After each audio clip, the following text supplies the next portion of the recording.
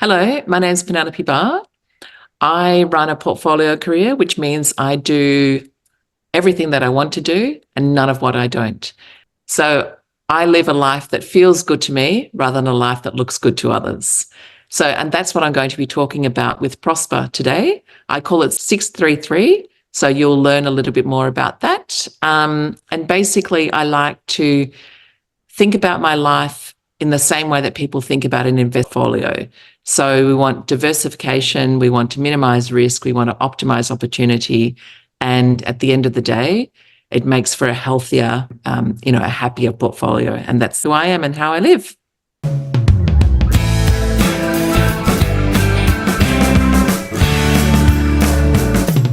Ladies and gentlemen, welcome to yet another exciting episode of the Online Prosperity Show. I'm your host, Prosper Taruvinga, and today I'm really excited to introduce you someone who makes solving complex problems look like a walk in the park. Now, Penelope, how are you doing today?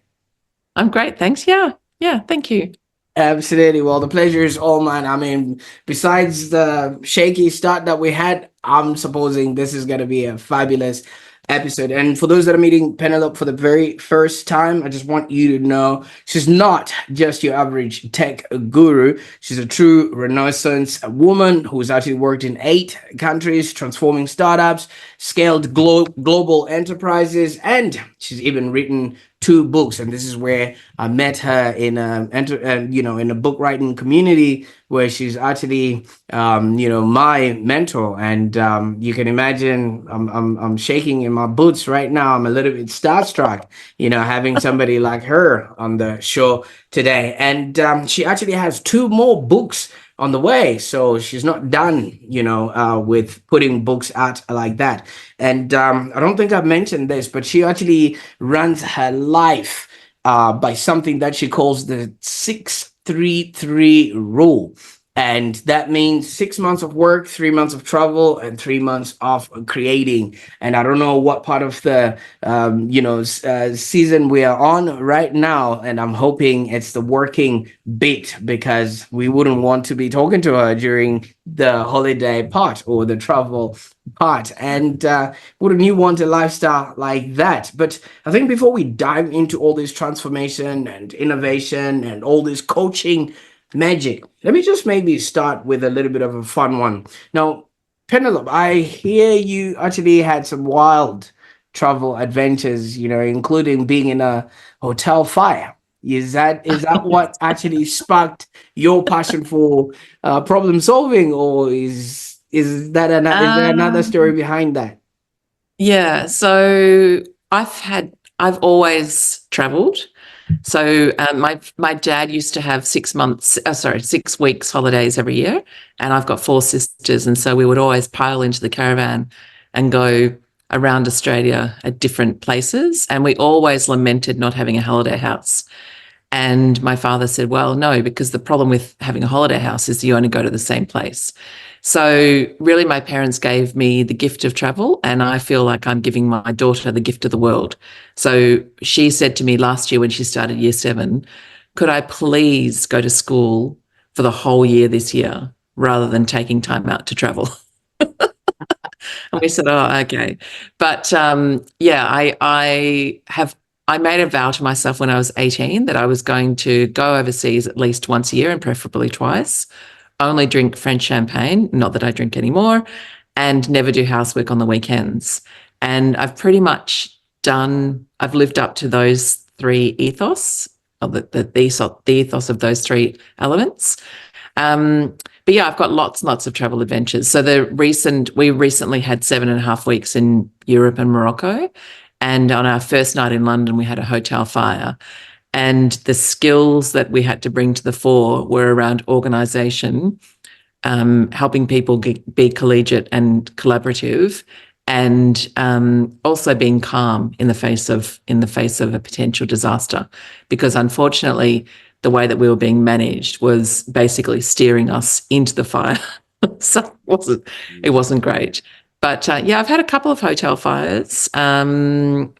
We've had mostly good adventures, though. I've met interesting people and discovered incredible places around the world and worked overseas several times. And yeah, it's just a mandatory for me now that I travel. And I, in fact, like to live my life at home as if I were traveling. And what I mean by that is I try to make the most of every day.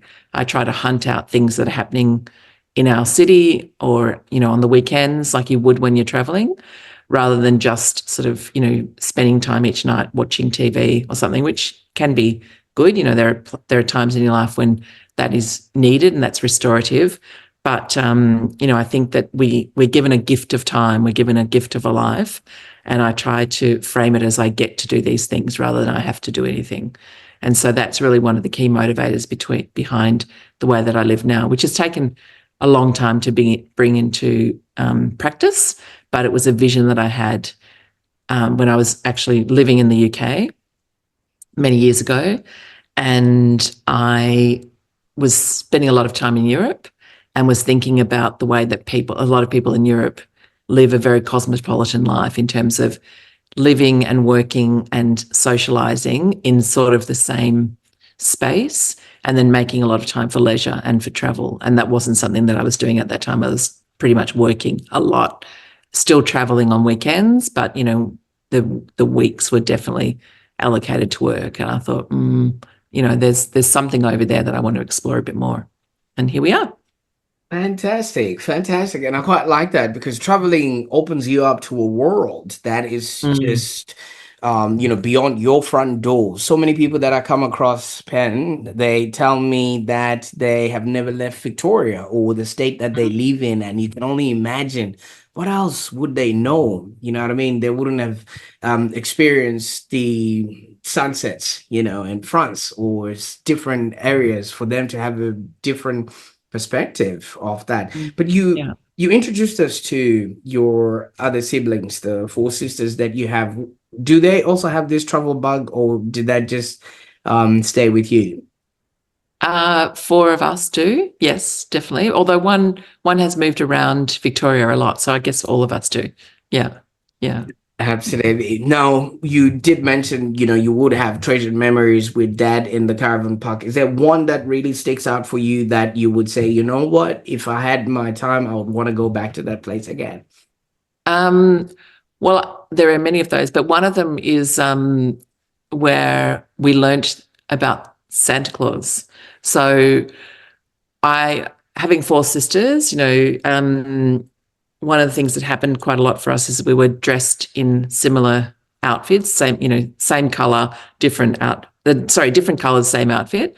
And one year, all of us got the terry toweling shorts and a top that matched with these very cute sleeves. And all of us, we always got many, many presents for Christmas, but we got those out. And then one of my sisters got the top, but not the shorts. And we're like, oh, and my mum was saying, oh, that's unusual. And I wonder why Santa Claus didn't bring the shorts for you. And we were saying, we don't know. Anyway, the next day I was helping my dad get something out of the boot of the car. And in the side, I found these pink terry toweling shorts. And I was like, oh, there they are. And I'd already had a suspicion that there wasn't a Santa Claus.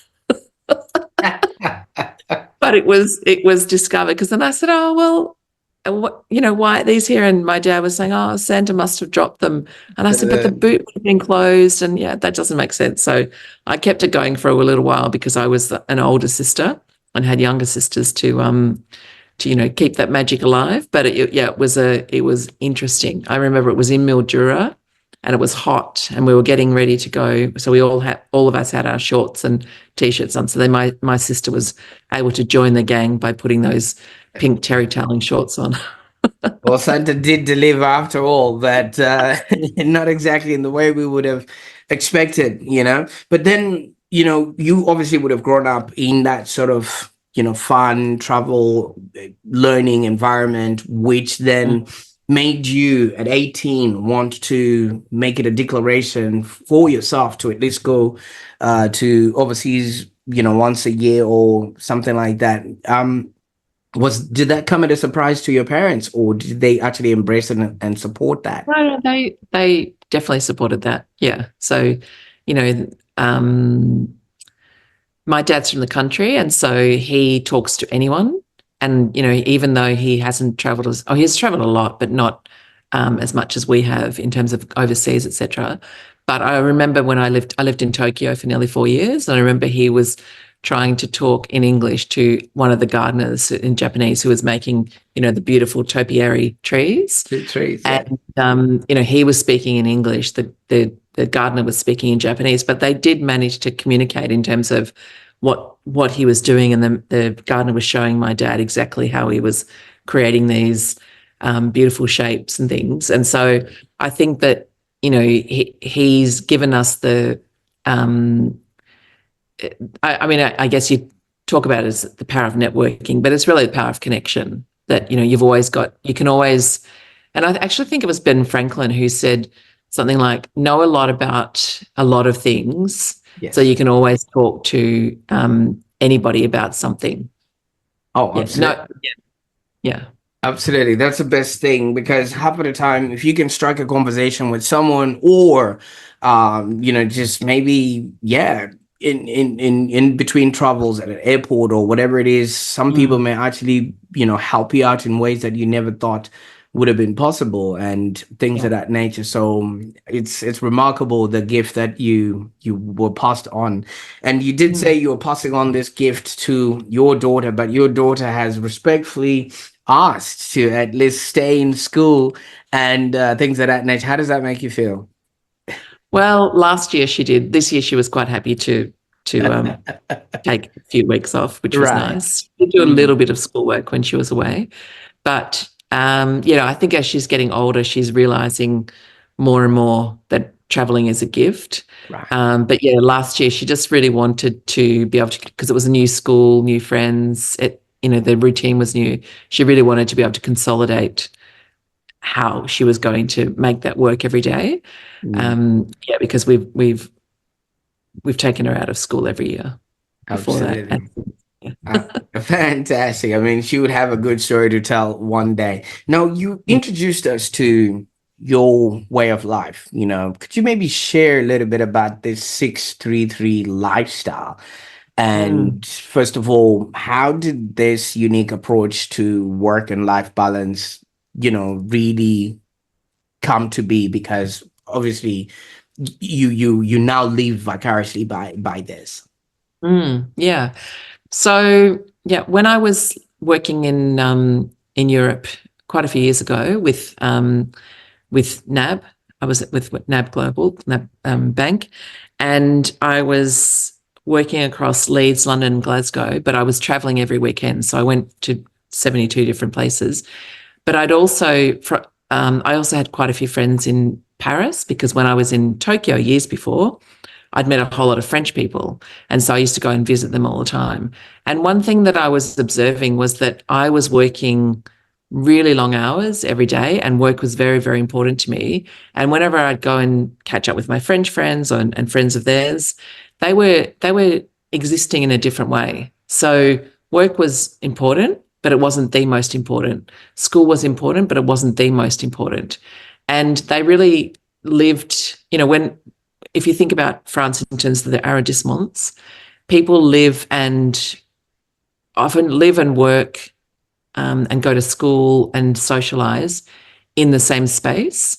And, now we've got this concept of kind of 15-minute cities, and really I was really observing that lots of people, not only in France, but in other countries, were living very differently. And so, buying fresh food every day instead of buying things and eating out of the freezer or eating out of your fridge, etc., and just living differently. And I sort of thought there's a really different balance between work and travel and leisure than I was observing in myself, but also observing in lots of Australians. So, Australians have had a reputation of, a while ago, I don't think it's true today, of being kind of laconic, not really lazy, but maybe not prioritizing work as much as other people. But in fact, my experience was people working really, really hard and people working really long hours.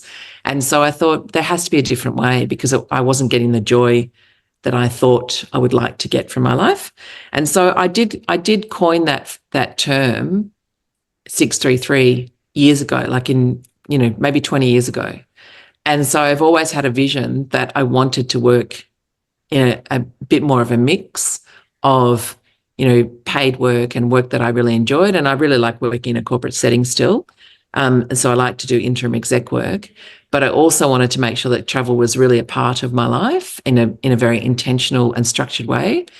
And also what I'd been really missing and what I'd really realizing is that the creative parts of me weren't being, I wasn't kind of spending enough time being creative in terms of either ideas or in actual craft, which I've always done throughout my whole life. So I wanted to be intentional about making time for that as well.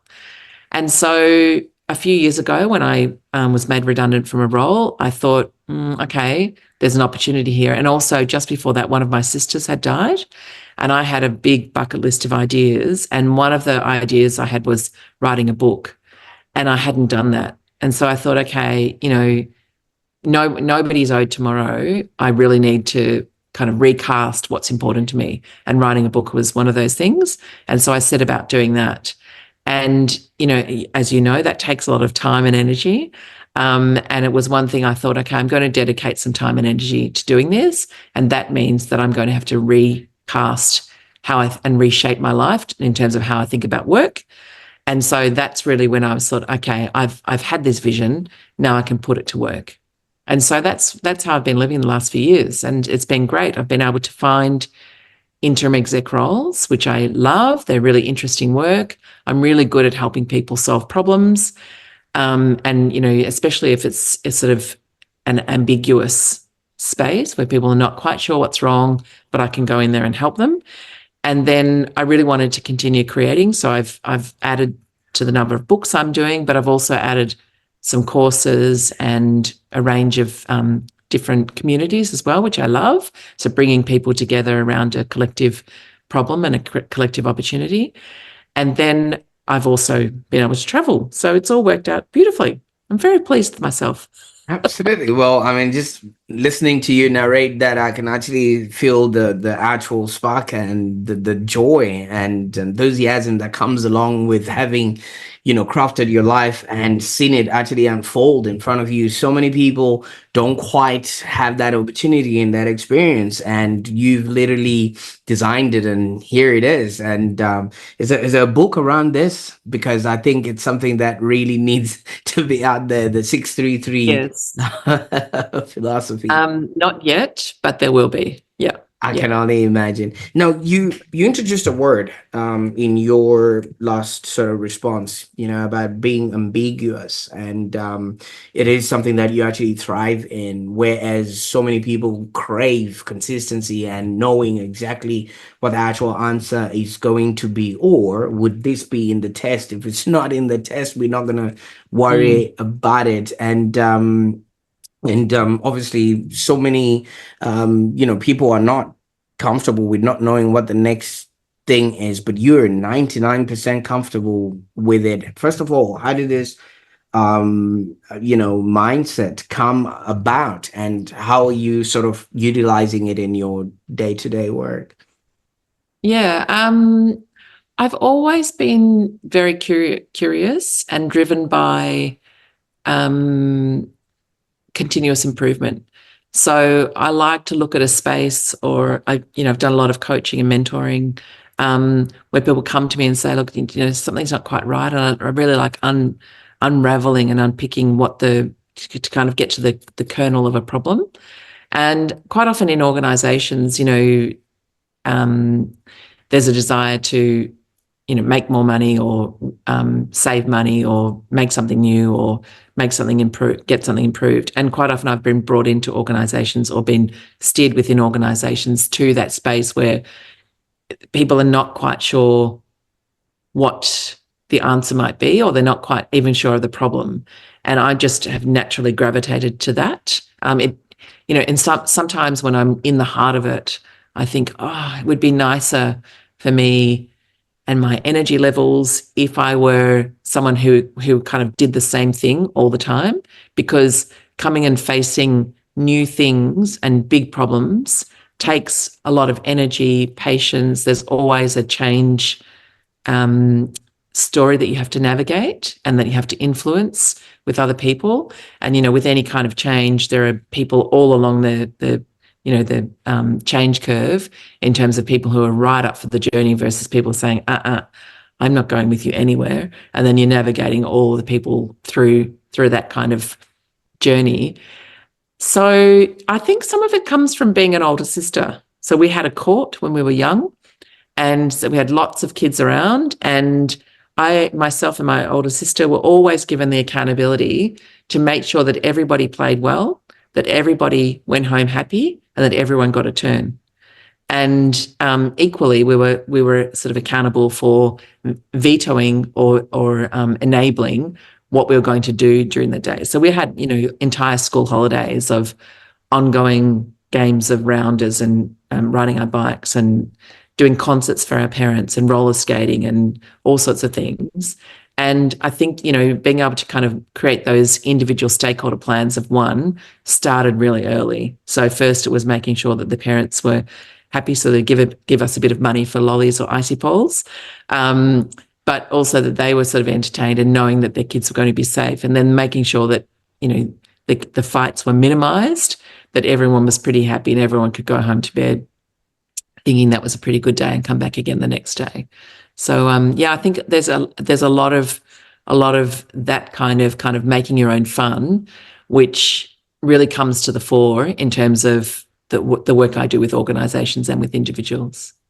I can only imagine. And since you guys were traveling around most of the time with dad packed in the caravan, you had to make best, with whatever little space or environment you would have been plowed into and things of that nature. But obviously this then, propelled you to want more, be more, and have more.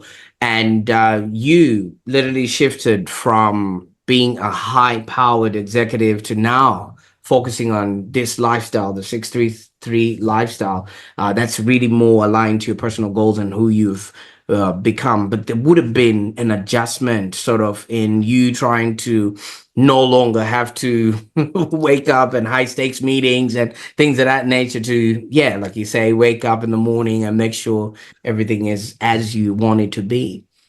Yeah. I was just talking to somebody else actually this morning about this, that so often our identities are wrapped up in our jobs, in our roles. And I sort of thought when I left corporate, actually, I didn't know that I was leaving full-time employment when I did. I sort of thought I would come back to it, but I have since decided that, I'm happy to go back into a corporate environment, but only in a like a consulting or project oriented way, because I still love the dynamism of an organization.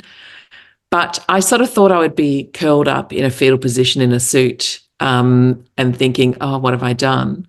But actually it hasn't really been like that.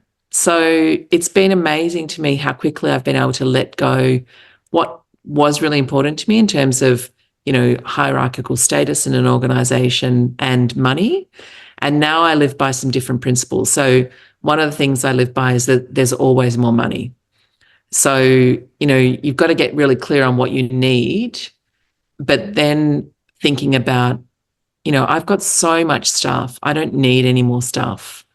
The things that I love to spend money on are food and experiences. So I'm looking for money for that. I want to educate my daughter as well. So I need money for that. But it's really different, the way that I think about money now versus how I used to think about money. And I was never really driven only by money like some people are, but it was always something that was, it helped make me feel better in terms of what I could spend. But, I don't need what I thought I needed. So that's been a real revelation. I used to think that status was really important in terms of the job that I had, but now I'm think that, the real status comes when you can actually manage your own life, manage your own time, and really do not everything that I want to do, but I pretty much can structure my day as, my day and my life as I would like to. And, you know, a lot of this comes, though, from having strong foundations in a corporate sense, and that a lot of the things that I do now are what I did. So I have my own strategy. I do my own, you know, I do annual plans. I do annual plan reporting. I do quarterly planning. I have a to-do list that starts at the annual plan that breaks down into quarters, that then breaks down into monthly goals, weekly priorities, and daily tasks. So, you know, I still live with a lot of structure, but within that, there's a whole range of freedom that I never had before. Absolutely, I quite like that, and I like the premise that you brought, that so many people are just carrying on stuff and just piling up a lot of stuff, and you would attest to this.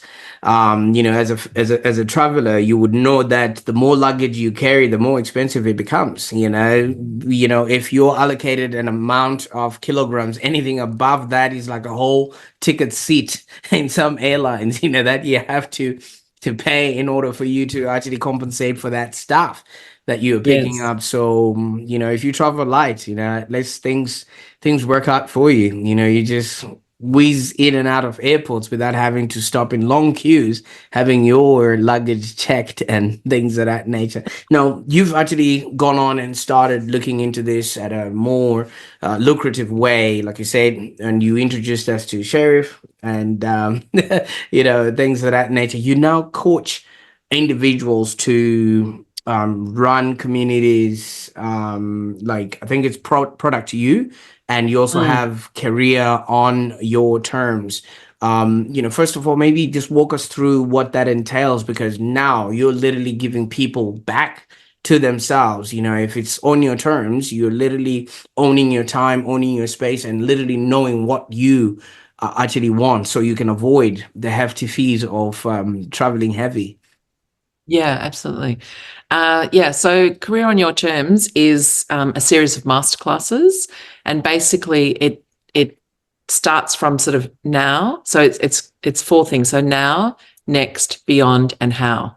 And so the now is where do you find yourself? So what's brought you here? So that a lot of the people that I work with have either just become made redundant or have reached an inflection point in their careers where they're sort of saying, I don't know if I want to do that anymore, or they're looking at starting a business. And so I work with them in terms of kind of what's brought them here. Then I work with creating a vision for future you. So what does that look like? Then beyond is given you kind of understand where you were and the way you want to go, what are some underpinning tools and techniques that we can do to kind of round out that vision and make sure it's going to work for you? And then the how is the action planning stage. So now we bring all of those things to life. And then I have an accountability community that sits alongside that so that we can kind of practice all of the exercises. So all through that, there's a whole range of exercises, and we can practice the kind of reshaping of the life that you want to design for yourself going forward. And that might be a new business, or it might be a new coaching service, or it might be doing a similar thing to what I'm doing, but it's whatever it is for you. So I've got people who are looking at this in terms of a 7-year horizon, and some people are looking at it in terms of a couple of months. So all of the tools and techniques I use can be flexed to make sure that they're appropriate to your journey. So, and that's work that I love to do. It's fantastic. And then Product You, I started that. I've been doing that for about 4 years. And that really came out from when I first was thinking about a new role. I like to do things with other people. So there's a concept in the Google Design Sprints, which is around a principle of working together individually, or working together alone. And that's one of the reasons I love communities, because you're on your own journey, like we are in the authoring space. We're all writing our own books, but actually the way that you write is pretty much the same. And every writer hits the same peaks and the same troughs. And so what I was thinking about when I was looking about looking for a new role is there are other people who are looking at the same time. So why don't we do that together? Why don't we share leads? Why don't we share that sort of the celebration of a milestone, the commiseration of like, oh my God, there's no jobs around. What am I going to do? The collaboration of, have you thought about doing these things? And I wanted to really sort of bring other people together with that. So I started that when I was a participant. And then more recently, I've moved more into the role of facilitator and coach in terms of helping other people. So I live by a couple of things: that you only need one job, because people get very stressed about, especially if you think, if you're listening to the news and what's going on at the moment, you would think that no one in the world is working. But guess what? They are. And every day on LinkedIn, you'll see people who have got new jobs. People aren't being hired in the same volumes as they were, but the unemployment rate in Australia is still, very, very manageable. And you just need one job. So, it's about focusing on that and getting very clear about what it is that you can offer to the world, and then us working together to chart a path to get that. As I said before, that I believe there's always more money. So again, it's about being clear about what you need and then how you're going to get it. There's always lots of different ways to get what it is your end goal.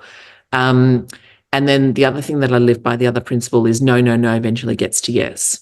So quite often we beat ourselves up especially when we're in the job search process. We say, I applied for this job and I got a no, or I didn't even get looked at, I got a no, or I had an interview and it was a no, or I got down to the last couple and it was a no. Well, the way that I look at it is all of those things are getting you closer. So looking for a new role is a combination of getting really clear from a mindset perspective, being very consistent in your approach, and then having a lot of, having some luck. But just that sort of grit and tenacity to hold on. So many people think of looking for a role as an endless thing. Everyone will get a job. There are enough jobs. You will end up with something, but you've got to stay the course, and you've got to be clear, and you've got to help other people help you by being clear about what it is you're looking for. So I've created an approach to help people do that.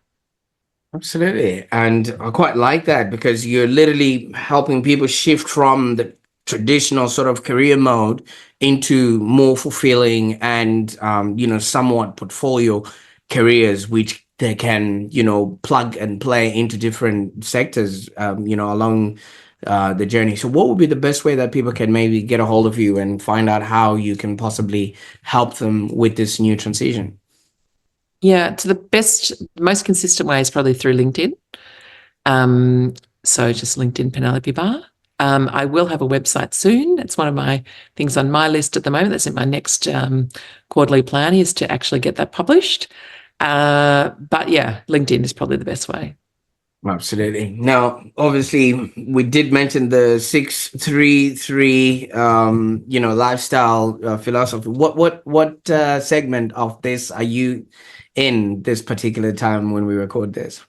Yeah, so I'm in my work season now. So I'm doing running a couple of masterclasses. I'm looking for my next interim exec role, and I'm doing things that will sort of, because I talk about it as terms of generate, which is the work season, create, which is the season around, doing a lot of painting as well as creating new products, rejuvenate, which is the travel component.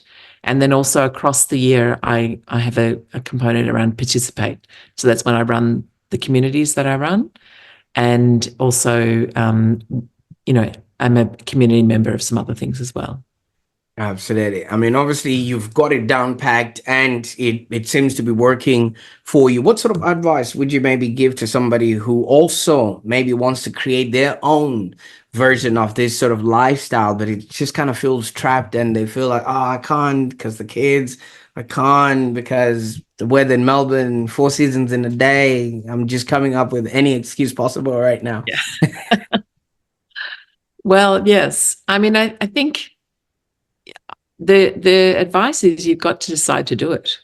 So in the same way that I talk to people who are looking for a new role, you've got to believe in yourself. So if you don't have that belief, guess what? It's not going to happen. And the reason I talk about that belief is that you have to get really clear on whatever you're looking for. So even if you're playing a sports game, we have a strategy around how we're going to, what's my game? And then when we meet an opponent, we have to sometimes adapt that strategy. And if we want to win, we have to be alive to the environment that we're in, and we have to adjust, and we have to, use what we've got in terms of, our best strokes, etc. And that's the same with, either finding a new role or finding a new way to live. It's about being clear around, who you are now in the environment you're in, which might be different from how you play your normal game. And then saying, okay, given that, what's the best way that I can push myself forward to try to win at this endeavor? And then what are the new skills that I might have to learn? What are the new shots I haven't yet played? And what's the best way for me to position myself to win at this game? And, the key thing that is around consistency. So I talk about things in terms of tiny steps. So, you don't suddenly go out and suddenly know how to play something. You don't suddenly go and say to someone, I want to work in this because I don't have any experience, but I think it looks cool. You have to put in the tiny steps for whatever it is you're looking to do. And so it's kind of, I'm always talking in kind of funnels, because it starts with, all of the opportunities, and then you get further and further down until you're really clear on what it is you're looking for. And then you can start talking to people about, this is what I'm looking for, or this is how I want to live, or this is where I want to work, or this is where I want to travel, etc. And then you can use the collective wisdom as well, the wisdom of the crowds, to help you achieve your objectives as well as your own. Absolutely. So what I'm hearing there is a lot of clarity and a lot of paying attention to whatever is happening around you, so you can either document the process and actually be able to consistently repeat it. That way you're backing yourself up, and you can actually have that life that suits your circumstances, not necessarily just living a life that is assigned to you. Now, this is all exciting, Penelope. When I heard you talk about that 633, I was just thinking to myself, how can this be possible? But now that you put a reframe to it, obviously just pay attention to what's happening and see how you can actually make that into a pattern that then actually works best for you. Now, we did mention earlier, we have come across each other in sort of community, and you are already two books my senior, and you're even working on another book in the pipeline. First of all, is it a good time now to talk about what you're writing, or can you just hint on what it is that you're writing and how it actually ties into your journey so far? Oh, good. So like my portfolio career, my books kind of talk about my diverse interests as well. So the first book I wrote was called Experiment Driven Transformation, because I've either been a part of the leadership team or led 8 transformations. So that's been good. And then I wrote last year a fun book, which is a Marvelous Mocktails. So I wrote that as a fundraiser for Food Bank. So that was fun. And then I've been writing a book called Love Innovating Again for a little while. And so that's written for people like me who are innovators, technologists, product people, change people, who often are called into organizations where they're given a small budget, small teams, and there are high expectations and tight timeframes. And how do you set yourself up for success? So it's sort of tips and tricks and stories of people who've done it. And then the next book I'm writing, which I've started, is based on The Art of War. So Sun Tzu's The Art of War, and it's called The Art of Doona Wars: How to Plan and Execute the Sleep You Deserve. And that's really inspired by my husband and my dog, both of whom who snore, who steal the doona from me, who move around all the time, and result in me having very, very little sleep. And so it's a fun look at, the strategic approach that you can take to loved ones who may be impeding your sleep. So Sun Tzu was the original. He wrote the original strategic book on war, but his whole basis is don't go to war. Like, try not to go to war. And The Art of War was the first self-help book that was written in 500 BC. So there's a bit of wisdom contained within that. So I'm drawing on that for my book.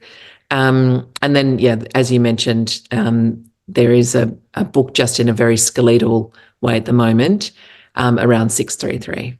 So that'll be next.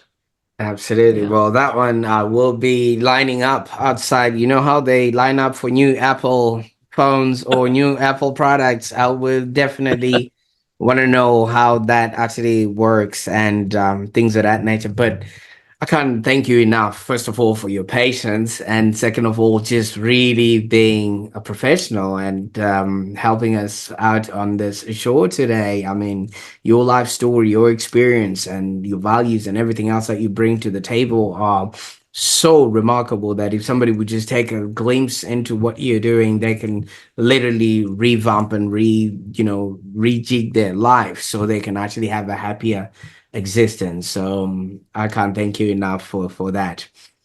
Thanks, Prosper, for your time. It's great. Yeah, it's very easy and natural conversation. Thank you. Fantastic. I mean, obviously, you as a problem solver, author, and a traveler, you have delays at airports and things like that. So you've probably had the patience of, yeah, it will come around, or weather delays and things of that nature. But you're somebody who's actually proven that you can really have it all if you just approach life with the right mindset. And I really appreciate that, especially coming from somebody that has worldly experience like yourself. Now, for those that are watching, I don't know about you, but I'm just really inspired to think of how I'm going to be spending my months now. So far, I've got this 12, um, 12 months, 24/7 schedule that I actually need to rejig. Maybe so far we'll do a 6-6, 6 working and 6 working, but we'll see. At least I've got two numbers now on that one there. But if you actually enjoyed today's episode, be sure to hit that subscribe button and actually maybe just rewatch this interview, because so much was said, and half of the time when you're just watching, sometimes you skim through certain things and you would have missed out on the vital parts of this interview. Or if you know someone who's just going through stuff and can't figure out how to actually tame their traditional career, I think what Penelope is bringing to the table is the transformation that they actually need. And obviously, while you're at it, be sure to subscribe to the Online Prosperity Show, where we actually help you build a business and a life that you can actually enjoy. Now, I'm off to go figure out what I'm going to be doing with the rest of the year, since there's about 3 months left. Maybe I might just take the rest of the year off, and blame it on Penelope. She's doing it. Why not me? So there you go. Thank you so much, Penelope. And for those that are watching, bye for now.